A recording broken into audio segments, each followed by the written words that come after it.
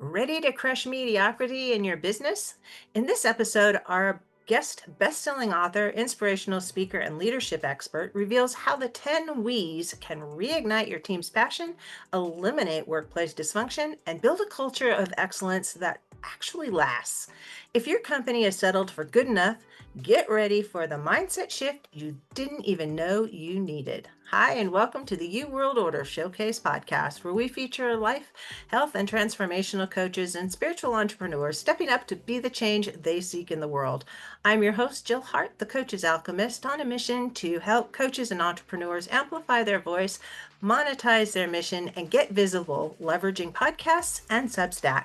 Today, we are chatting with Kyle McDowell. Kyle is a best-selling author and leadership expert behind the 10 W's, a proven framework that helps leaders build cultures of excellence. With nearly 30 years of experience leading tens of thousands of employees at major U.S. companies, he's on a mission to help teams crush mediocrity and rediscover their purpose. Welcome to the show, Kyle. It's great to have you here. Jill, man, it's great to be here. What an introduction. Thank you for having me. I appreciate being here. But if I may, you said two things that really stuck out to me. Be the change. Don't wait for it. Be the change. And those that have you reference, like just kind of subscribe to good enough. Those two things really stood out to me. And now we're speaking the same language. So thank you again for having me. You are so welcome. So I'm going to ask you the big question, and then we're just going to dive into all the Yes, ma'am. W's because they are amazing, in my Thank you. opinion. So, what's the most significant thing, in your opinion, as individuals, we can do to make an impact on how the world is going? I think we might have already touched on it, but I put a bit of a finer point on it. So I think authenticity is the greatest gift in the world. I really do. And for a million or more reasons, authenticity may not be as rewarded in some circles as it could or should be. And with that, I think is an opportunity for us to recognize and learn from one another. So I may not agree with you, but if I know you're approaching the conversation authentically, it's how you feel. There's no ulterior motives. I think authenticity is massive. But I connect that to what I touched on or what you started the conversation with, and that's be the change. And it was throughout my 30-year career in corporate America, but then outside of the corporate world where I realized, I think it was Mel Robbins who's made this kind of like a thing. It's like, no one's coming. No one's coming. So if you want to be a part of an environment, right? If you want to be part of an environment that affords you fulfillment, it reconnects you with the passion that I think we all enter the workforce with. I think not waiting for someone to be that change for you, because it's probably never coming. If you want a better environment, you want a better existence, you want to find that fulfillment, you have to be the change that you're seeking. I love that. I think we also mirror a lot of what we get in life. So, along with be the change and being authentic is also kindness. We can be kind to other people, and we can, one of your W's is, do what you say you're going to do. Mm-hmm. Being authentic is owning and taking responsibility for your actions, your thoughts, your words, your deeds. It's all one package. And it's, once you embody who you are and just own it, but you can do it in a way that doesn't make other people feel less. And I think that's what I like about your W's, is that it's really about helping people step into who they are in a way that also allows others to be who they are as well. Beautifully said, Jill. Beautifully said. And maybe for your audience, a bit of context would be helpful. So I entered the workforce like so many others, right? I had a ton of optimism. I wanted to make an impact. I wanted to find fulfillment. I wanted to do big things. I wanted to make a little bit of money in the process. And throughout my path, especially the first 20 years of my career, I'm going to lean back into something what you just said, and that is we kind of mirror what we see, what we've been exposed to, what we're a part of. And those first 20 years for me, I saw a lot of bad bosses, man. I saw fist banging, loud voices, kind of results at all costs. How we get there doesn't matter as much as long as we get there. And it left me And I don't mean to come across woe as me, because I am very proud of the career that I put together. But I will tell you what I missed out on with every one of those promotions and every greater scope that I was offered and fortunate enough to be responsible for was only matched by my level of apathy. And I Mhm. got to the point where I just felt like there was so much dysfunction around me, largely in the environments that I was responsible for creating. And I contributed a fair amount to that dysfunction, and perhaps even allowed more toxicity and dysfunction than I was even aware was happening. And I just reached a boiling point. And I knew, I just started to replay this one question over and over. And that question is there a better way? And at the time, I was leading about 3,000 employees for a massive organization. And I made the tough decision to step away from it all. Now, I say that with, I don't want to sound naive. Like, I was in a very fortunate position that I was able to step away from the corporate world for, at the time, I didn't know how long I was going to be away, but it ended up being about 2 weeks. I was offered a role to lead about 14,000 people around all over the country in some really, really purpose-driven, important work, helping folks enroll into the Affordable Care Act, as well as 1-800 Medicare. So I led the enrollment centers for those massive federal programs. Mhm. Yeah. But when I took the role, it was obvious to me during the interview process that there was an opportunity to find this better way. I sensed there was an openness for a transformation. I didn't know how I was going to get there. I just knew, hey, Kyle, if you want the same results and the same feelings and the same lack of fulfillment that you've witnessed over the last 20 years, do the same thing. You know exactly how to get that rest. You know how to deliver results, but you don't know how to forge connections that are deeper than the results. So I took the role. I was so excited about the transformation. And about 60 days in, I realized that there was a greater opportunity to bring this group of humans together in a way that would check a lot of those boxes: fulfillment, passion, excitement, impact. And the night before I was going to meet with the top 40 or 50 leaders of my new organization, I was in my hotel room. We had all converged into Lawrence, Kansas, of all places. Place changed my life. The night before, I'm in my hotel room, and I said, I have to put something together because I'm on stage with these guys tomorrow. And it's my first chance to meet most of this leadership team. And I just started to replay scenarios that made me feel less than whole, made me feel like I was a means to an end, even in very senior roles. Like, and about 2 hours had elapsed, and I looked down at my laptop, and I had these 10 sentences, and they each did, and they still do, begin with the word we. I'm not super creative, so these 10 sentences become the 10 we's. And the next morning, I stepped out in front of that group of leaders, and I just said, hey guys, these are the principles I want you to hold me accountable to.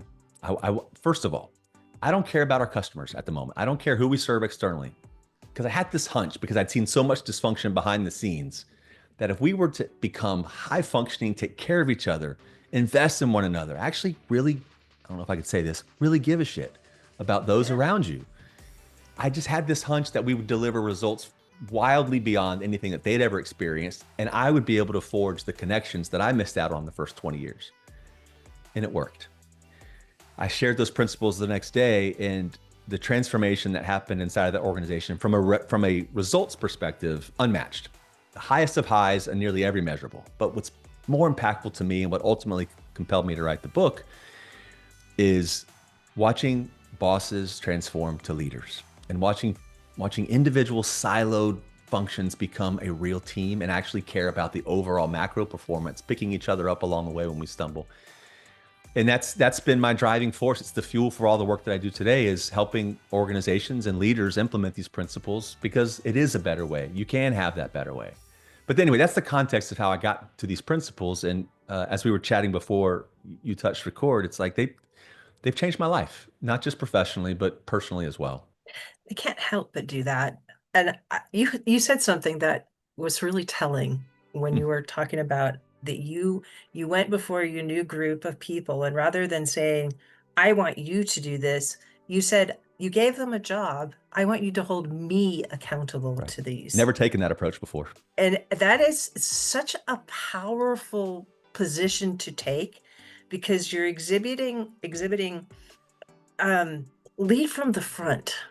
Um Yeah. e- ex- an experience for these people to see what leadership looks like. It looks like having others hold you accountable to the standard that you tangentially expect them to hold Bingo. as well. That's right. But you didn't tell them, I expect you to hold these standards. You just said, I expect you to hold me to these standards. So you better Yeah. figure out what those are, because Yeah. Yeah. it Yeah. different It, motivation in there, and it makes a big difference. well, it's one thing to say it. And I learned very quickly just saying these are the principles by which I operate is really less than half the battle.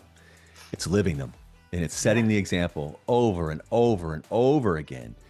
And I realized early on that it would have been naive to think that 100% of the organization was behind me. There weren't. They weren't. I would say 50% of the group that morning were really optimistic and excited about the path ahead. I would say a quarter of the group was optimistic, but a bit skeptical as well. And then the last quarter was like, this guy's full of it. Because back to your comment about the mirror, they had seen guys like me come and go before this. I fit the part. I had the shiny shoes, the start shirt, this expansive vocabulary, fancy MBA. And a lot of folks on the team, I learned, had been burned by that profile. So they were very skeptical and almost obstinate. So me living them every single day was it was not easy, by the way. And I say this all the time, is that the principles, the 10 We's, are incredibly simple. They're so simple, but they're not easy, and they take a commitment. And I think unless we establish the standards that we want to hold ourselves accountable to, and then to your point, ultimately to the rest of the team, what bar are we trying to reach? What are we trying to deliver? If we don't establish them, vocalize them, make them conspicuous in everything that we do, then people are going to be striving for behavior and approaches that you have not established, and they're going to miss the mark.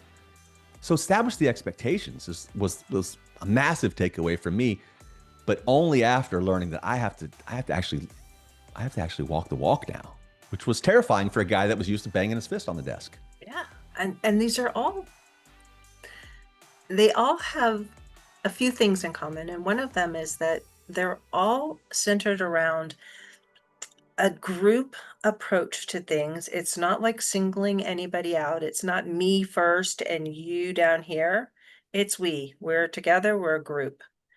And you're already setting the expectation that, I may be the quarterback, but I'm just part of the team. Well said. I'm not the owner of the team. That's right. That's right.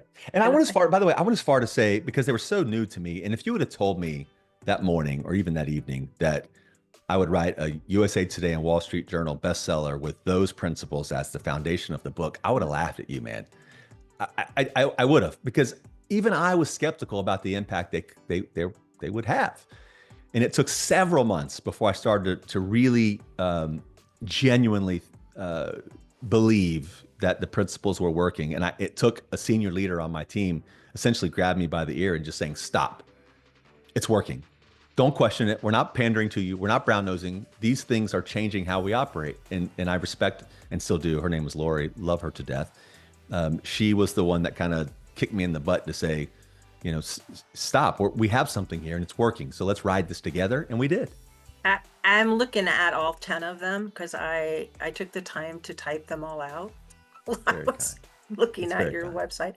And I do have to say, Kyle has on his website, the 10 We's are all on plaques or on, they're put in a way that makes a really nice presentation. And you can get his book there. So I'm sure that he goes into too much detail about each one of these 10, but they're all simple. They're not like really hard things to do. And they're individually, you would look at them and you go, oh yeah, I always do that. Of course. Yeah. So yeah, of course I am. Yeah. Right on. But together, they're so impactful when you look at them as a whole and you look at them every day. So I highly encourage y'all to go to his website and get yourself one of these plaques. Hang it in your office or somewhere where your kids are. This is a great, if you're a homeschooling person, I homeschooled my kids. So I'm looking at these going, wow, if you teach your kids this information, they're going to go so far in life. not just in the business world, but just in any situation where you're part of a community. These these are really life-changing Jill, statements. and thank you for that. And that was an unintended byproduct that I just never saw coming. It's the impact, and myself personally, by the way, I never saw the impact that these principles, or any set of principles, frankly, once stated and lived, the impact they can have on our being, not as a leader, but as a human. Yeah. And I'll tell you a quick story, man. I gave a talk to Audi, the car manufacturer, and it was probably 70 executives in the room. And it was this big auditorium style venue. And I gave a keynote, probably a 60-minute keynote or so. And at the end, I always do Q&A. And a hand goes up in the back of the auditorium, and this regular Q&A call on this fella, and he stands up. And I'm not naive. Like, it's not for everybody. Some people think I'm just here to do my work and I want to go home. Like, I'm not invested in this culture of excellence thing that this guy's talking about. So I'm always a little bit on guard with what these Q&As might bring me. This fella raises his hand. I call him. He stands up. Looks like a Mr. Clean body double, shaved head, big jacked fella. Used to play Division I football. I learned later. And he looks around the room and he says, I'm paraphrasing, but he essentially said, if you ingest these principles, they will change who you are. And they've changed how I'm raising my children. First time I ever heard anything like that. I teared up. And I think he did as well. And we've become friends since then. And I looked around the room, and there was this reaction that I could feel it. And I just kind of sunk back into this little stool that was behind the podium I was at. And I said, you guys, that's all I've got. I'm done. There's nothing else I can add to that.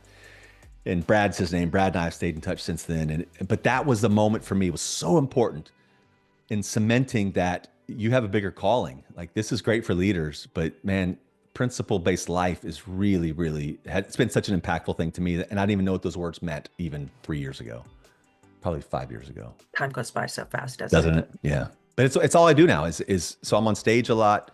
I do a lot of podcasts like this because I'm convinced that this message is needed. When I wrote the book, I thought, man, if I sell 1,000 copies, I'd be over the moon. Never dreamt of bestseller status for Wall Street Journal and USA Today. Never dreamt that we would be selling the volume of books that we're selling. It's just been, it's really fun to marry your passion with impact, and I feel like I'm in that place now. And it's been such a fulfilling journey so far. it's like I said, they are simple, but they are so impactful, and it's not just about the corporate culture, it's the world culture. If Yeah, the world embraced these 10 statements, it would be a totally different place. I think so. I agree. I think so. I think so. And that's why talking to folks like you and having a platform like this to share them, it means so much to me because I think the world is in need of standards, irrefutable standards, things that we cannot no one's going to disagree that we do the right thing always. And if they do, you don't want to be around them. That's not who you want in your circle. So I think Right. establishing these principles in all aspects of our life, it's just been really, it's been so helpful and heartwarming. And as we learn them, we can hold our leaders accountable to them. Yes. Are our leaders, doing these things consistently? I mean, Yeah. everybody fails to hit the mark uh, Yeah. often, but Yeah. it's being aware of, what the target is and Bingo. actively working towards it. When I was homeschooling my kids many years ago, um, I was also part of the Christian community for a long time. And I heard somebody say that you should run your home on the 10 commandments, Hmm. and you should discipline your children based on the 10 commandments, which, to me it was like, okay, so we have a standard, we know what the goal is, and we can come up with, disciplinary action for the really bad things that Yep. might happen, and we can come up with corrective measures for the other things that might happen. Mhm. But it's all based on, this is the standard I expect you to maintain, this is our Yeah. goal, and we're all going to work towards it. Me too. I'm not just saying this is only for you, it's just for all Right. of us. Right. And it really helped me to be able to make decisions about, what was really a big deal. Because when you're raising kids, sometimes things are really big deal, and other times things are like, yeah, it's something that somebody says is a big deal, but really it's in the big scheme of things, Yeah. not so much. Right. But that was biblically based, and the if the world ran on just those 10, it would pretty much encompass what you're talking about here, Right. except that, you just assume people are going to not, lie or murder because that's covered in option number one. Yeah. Do the Yeah. right thing always. Not the right thing. Yeah. Yeah. That's Clearly. not the right thing. If you're Right. if you're curious about what the not the right thing is, check out whatever that verse is in Leviticus where it goes over the 10 commandments. Yeah. but but other than that, everything else is just like, it's so common sense that we just think, oh, that's not a big deal. But it's really a big deal. Own your Oh own my gosh, I mistake. could talk to you for hours. And Jill, that was a driving force for creating these because I found even in the organizations I led, Mhm. most companies do an okay, if not better than okay job saying, "Hey, welcome to the team. These are Mhm. the things that we're going to hold you accountable for or to, but they're all performance based. You have to get this Right. many widgets out the door. Your quality has to be here, like very kind of performance driven. But what's lacking in almost every organization is how we get there, the behavioral standards that we expect out of each other. So I felt like there was a gap there. And if we could say, okay, here are the black and white X's and O things that we're going to hold you accountable to deliver, because we all have those in our roles. But here are the things that are going to drive how we get there, how we treat Yep. one another. And then if we're lucky, more will embrace than not. And ultimately, those outside of our circle will feel it. Our clients, they're going to feel it because if we're high functioning behind the scenes, we're going to promote that and project that externally. The opposite is true. If we're dysfunctional and it's toxic and it's all kinds of me orientation behind the scenes, they'll feel that as well. So that was a driving force for me is to let's establish the standards. I can't hold you accountable to behave a particular way if I haven't defined them. And that's where the we's came in. And it makes the process of being a leader so much easier when Yes, it you're does. having to have that conversation with somebody, whether it's a review, where you're saying, you're doing this part great, this part sucks. And, over here, let's look at the board. That's right. You're really good up here. This could use a little more work. Maybe the next time you run into somebody and they're having a bad day, you can like encourage them in a positive way that, helps their standard a little more. I have a son that works for Nucor, and Nucor is an amazing company. Okay. They're driven on performance. Everybody makes minimum wage, maybe even less than minimum wage, but the bulk of their income is produced on production. So they Okay. really don't need a lot of managers around because they manage each other. They want each other to be the best they can be because their paycheck depends on it. Yeah. That matters. They Yeah. don't put up with people who are slackers. Management never has to say anything to them. What a beautiful environment that must be. Well, and that's kind of the spirit behind these principles is that we cannot rely on one person, the boss, to pull the best out of everyone. We Yeah, shouldn't. The math yeah. doesn't work. I've got one of those and then, 10, 20, 30, 10,000, whatever. um, we can't expect one person to, so there has to be some accountability to one another. And that's where these principles are so important. The example, I love the example you mentioned about maybe having a tough conversation. One of the principles is we challenge each other. Mhm. So there's never a conversation that I have with anyone that I know is going to be maybe not contentious, but maybe it's some tough feedback. I always start that conversation with like, hey Jill, we challenge each other, right? Mhm. And you can see the person on the other end. You can almost see their shoulders dropping, not in a negative way, but it's like, okay, I'm in a safe place now because these are the Mhm. behavioral standards that we've all subscribed to. So when someone says we challenge each other, by the way, the very next principle is we embrace challenge. Yeah. So we know that that challenge is coming from a place of good intention. And there's some rules behind it that I walk the It, reader through. it, But and the it's not point just is we it creates this. challenge each other, we challenge each other diplomatically, Yeah. Yeah. which Thank is you. not Thank you for adding which that. is Yeah. not the same as just, like confronting people and leaving them like staring at you in shock, like I have no idea Yeah. how to embrace whatever it is you're trying to Yeah. get me to embrace. That's right. Because inside I'm like thinking how to defend myself.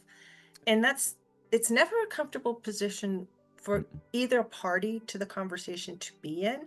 Whereas if you can approach somebody diplomatically, where you're pulling them into your team and huddling with them and saying, okay, this is what we need to do to really up your game, so you're going to be Yeah. even more special than you are right now. Yeah.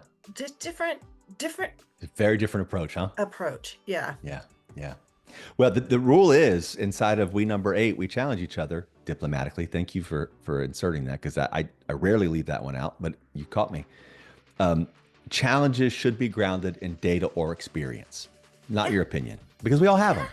We all have, Yeah. but if we want to move the needle, hey, listen, I have this report in front of me that shows your production has fallen to this. That's data. Or I have experienced someone make the ask of the thing that you're asking for us to do and it didn't go well, or maybe it did go well. So I want to use those as the filters, not to just say, I don't like the fact that we can't insert anything here because that's your opinion. Yeah. Which is why I think that level of authenticity is really, really important because I've found throughout my career and my life in general now that people are much more accepting of dissenting opinions if they know how you arrived at that opinion. If they Yeah. know there's no malice or nefarious intentions behind it. You may not like what I have to say, and you could vehemently disagree, but you know that authenticity is pulling me. It's actually pushing me to tell you exactly how I feel. We can agree to disagree, but we're going to move on. And I think that level Give of me the authenticity data that matters. backs it up. That's right. Don't just tell me because I said so. Bingo. That's right. That's right. Which is the way I led for so many years with the business card. And it works, but it leaves you completely apathetic and not connected to those that you're going to work with every day, which is a bad place to be. Yeah. Yeah. I love this. I love this. And owning your mistakes. Yeah, big one. Big one. We number 5. Yeah. Most environments don't encourage it, right? So if I make a mistake, man, I just hope nobody saw it and I can just keep my head down and keep moving along. But we don't get better that way. There's no improvement. And that's in life. That's all aspects. We can't fix what we don't know to be broken. And more often than not, especially in a complex environment, like a lot of corporate environments, you shouldn't be asked or expected to resolve those mistakes on your own. And I can't help you resolve them if you don't share them. So we're going to own them. Let's own our mistakes, use them as fuel for growth, an improvement opportunity, and let's move on. I'm tough on problems. I want to be tough on the person that brought the problem. Yeah. And we all learn through mistakes. I mean, Bingo. even Yeah. I lost his name. It was on the tip of my tongue. The guy, Edison, when he Mm. was inventing the light bulb, he's like, I know 1,000 ways it doesn't work. History is, when I wrote the book, I did a bunch of research on mistakes and how mistakes turned into something less than a mistake. And Even some of the Steve Jobs, he thing, was fired from his own company. yeah, yeah, and Hello. had some colossal mistakes along the way, but much greater came of his connection than being disconnected. But if we don't encourage our mistakes to be owned and let's put them out in the light of day, shine a light on them, we're going to repeat the same bad And other mistakes people over are and going to over. make the mistake too. Because if That's you so made it, true. Yeah, it's, 5 other people have made that same mistake because absolutely. obviously it was logical for you, so it's going to be logical for somebody else. So if we can get them out in the open so other people can learn from your mistakes. My husband likes to say it's a wise person who can learn from others' mistakes. Most people have to Oh, make them themselves. yeah, that's profound. That's Really true. profound. And you can't, but so back to the whole premise is like, I want to learn from your mistakes, but I can't learn if the mistake wasn't made. We can't get Yeah. better collectively. And you're likely to repeat it. I might repeat it. There's just no value in hiding behind mistake. Now, let's be clear, back to your point around murderers and, bad actors. We don't own those mistakes. We get those guys and gals out of the team. There's just no Well, tolerance for that, right? yeah, and those aren't generally mistakes. Those are bad actions. Bad actors. Yeah, no doubt. No doubt. And that they weren't doing number one either. That's where you go back to, right? It's like, if you're not going to own the mistake, then you're not doing the right thing. Or if you're out there, doing something unethical, immoral, illegal, whatever, clearly not doing the right thing, don't want you around. And that Yeah. was it. That's Then you're probably another obviously going to be byproduct. making mistakes. Yeah. Well, and that's probably another byproduct I never foresaw was the growth that can come when these principles are embraced. Not just leadership growth, not just business growth, but human growth. And that continues to fuel me, because I think we're only, what we do for a living is but a fraction of our being. And it took me a while to disconnect from that, by the way. Like, it took me a while to recognize that my identity inside of corporate America it's not who I am. It contributes to who I am, but it's a component. It's not who I am. So approaching it across the board allowed me to be more authentic, allowed me to be more true to myself, and allowed me to be vulnerable in living the principles in a way that inspired others to do the same. And really, working is just this game we play to entertain ourselves, and we get compensated for it. I love that. Yeah. I look at school the same way. I used to tell my kids, I did send them to a public alternative school for high school. They all Okay. got through it in 3 years, and they were all out of high school at 16, except for the Oh youngest, my and she goodness. was out at 15. But You got some underachieving children. I know, I really do. Um, Impressive. and I'm sending them your 10 weeks because I just know that Right it's going to on. push them even further in their growth. Thank you for But that. I lost my train of thought. Anyway, they're important. It's so important for people to be able to have a standard, and for all of us, because all of these are just like, we can all live by them. There's not like Okay. something hard or something that's going to cause us to miss out on something, or cause us to be fearful about something. There's no downside. There's no There- downside. There's Exactly. no downside. What I see happen a lot, though, in my work now is, so an organization will ask me to come in, deliver a keynote, or even we have a workbook that accompanies the book, and I'll go in, and I or a member of my team will go in, and we will walk leadership teams through the workbook really deep into each one of the principles. And what I see happen more times than I'm proud of, but it is the exception, is, hey, I made this choice. We are going to be a we-oriented organization. We are going to live the 10 we's. They've made that choice. But Mhm. like I said, that's not even half the battle. It's easy to make these declarations in the good times. When results are great, everything's kind of humming along. It's when adversity strikes. It's when challenges become really, really kind of prominent inside of our team. That's when people slide. That's when the next best alternative becomes the alternative, because it's hard. As I said earlier, and you've echoed it a couple of times, is that these principles are so easy, or simple rather, but not easy. And they're certainly not easy when our mettle is tested. That's when things like absolute ownership. There's something I'm really big on, is if it's in my world, I own it.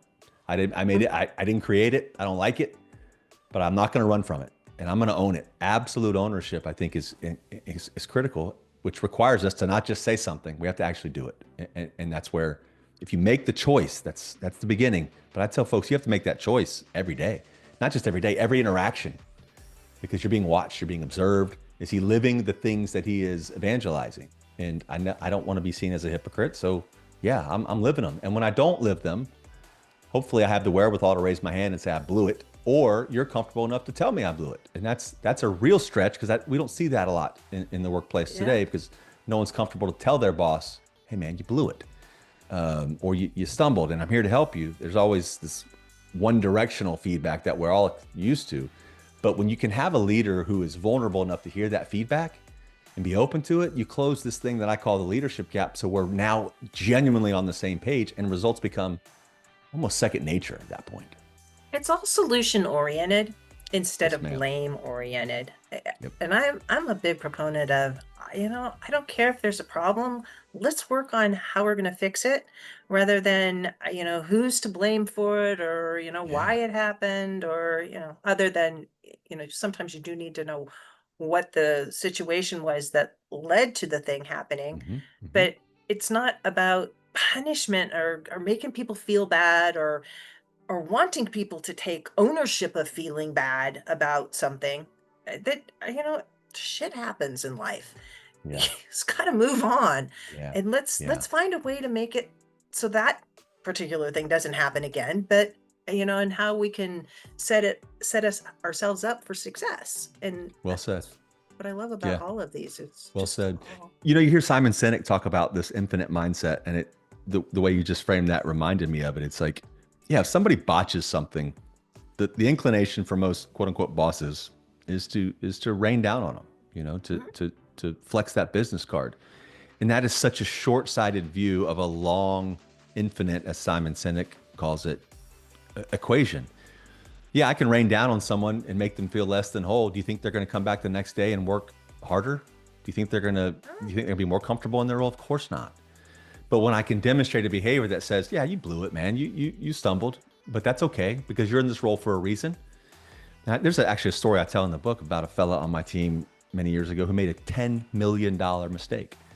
He called me one evening and said, "Hey, Kyle, we own our mistakes, right?" And I said, "Yeah, Nick, of course we do." He said, "Hey, Kyle, we do the right thing, right?" I said, "Yeah, man, we do the right thing." And he shared this $10 million mistake and he expected to be fired.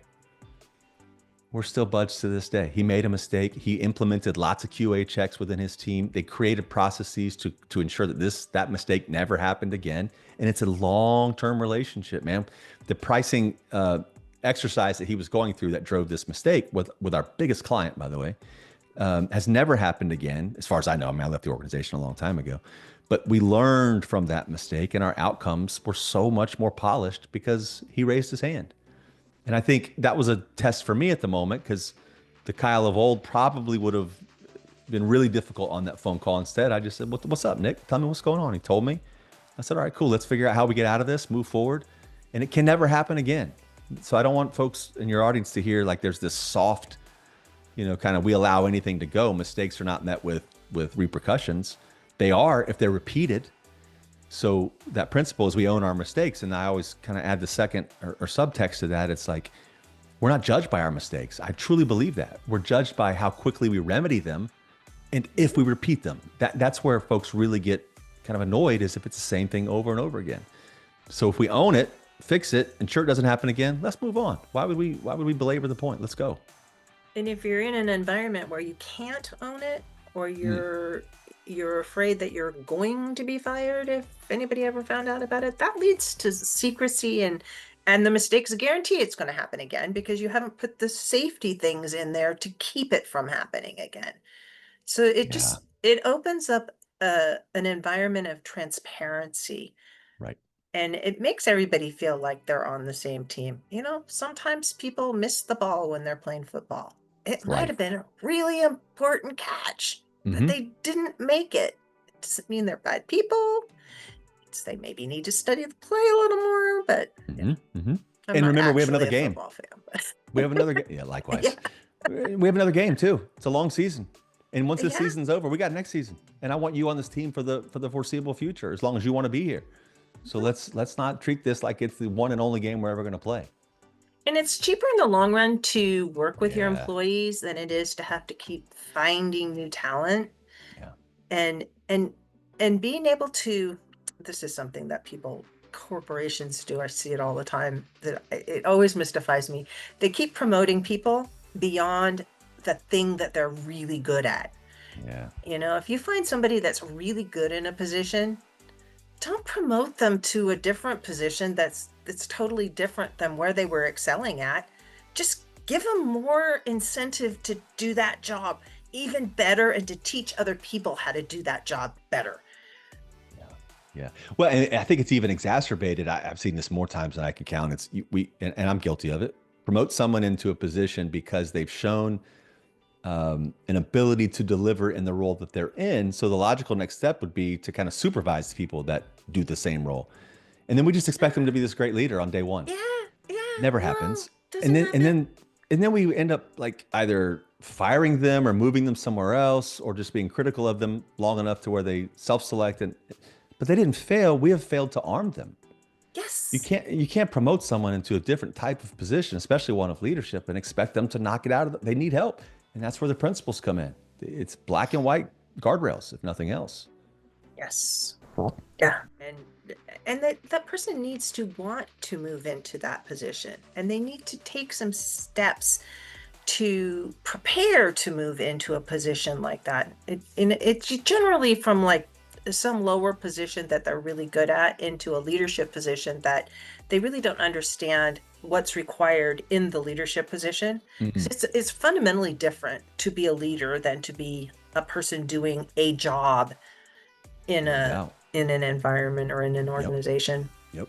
No question. Very different. Very different. Now, this is a question I get from leaders a lot is like, okay, I've never done that job. Can I be successful in the role that I'm in? Of course I can. But you've got to I say you have to know how the sausage is made. You don't have to know every single detail of every single thing, of every standard operating procedure that your folks execute every day, but you have to know enough to ask good questions. You have to know enough to be able to answer questions. And if not, go find the answers. But to just drop someone in a position of authority, a boss, and expect them to thrive is really naive. Hmm. Then you get mad at them and you fire them. Yeah. Not So, never taking a time to look in the mirror and say, what did I do different? What could I have done differently? What role did I play? And that was a big transformation as me as well. So when things would go sour the first 20 years of my career, I would look for someone to hold accountable. I would look around the room, around the organization. Why did this fail? Why did that fail? And hold people and even make an example from time to time. mhm. And a really important pivot for me was when I recognized, this was later in my career, probably around year 22, 23, when things were going south, the first question should always be, what have I done? What have I done to enable this? Or what have I done to allow this? What could I have done differently? And that level of self-reflection, I think, is void in a lot of leaders, especially in big organizations, because they've gotten so comfortable leading with their business card. But when you can say, and be honest, look in this thing I call the mirror of truth to say, yeah, I should have done this differently, or I could have done that differently. And then actually vocalizing and sharing that with your teams so they can see that you're human, to see that you are relatable. The trust is much more easily found when they recognize they're working with not a robot, not someone that just has these standards and wants everybody else around them to live them, and they don't live them themselves. That creates disloyalty that is really hard to overcome. It is, and you're owning your mistakes. Bingo. Right Living, on. living the 10 we's. Mm-hmm. Just Mm-hmm. not all I that appreciate difficult. it. I'm So glad you sent it to your kids. That's cool.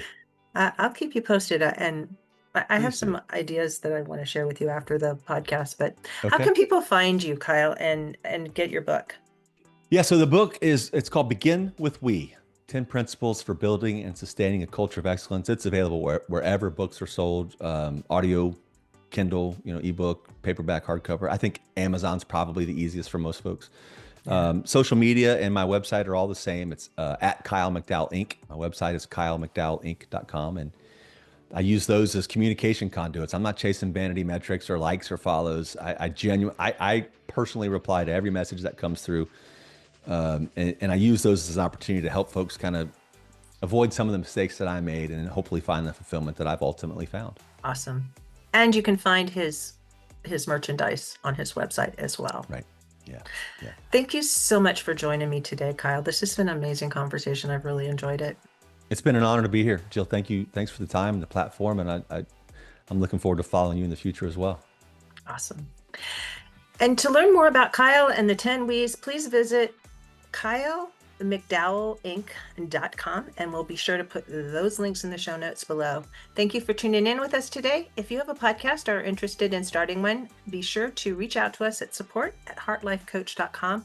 We love to help spiritual entrepreneurs and coaches amplify their voice and monetize their mission, and offer a variety of ways to do this leveraging Substack. Join us for our next episode as we share what others are doing to raise the global frequency. And remember, change begins with you. You have all the power to change the world. Start today and get visible.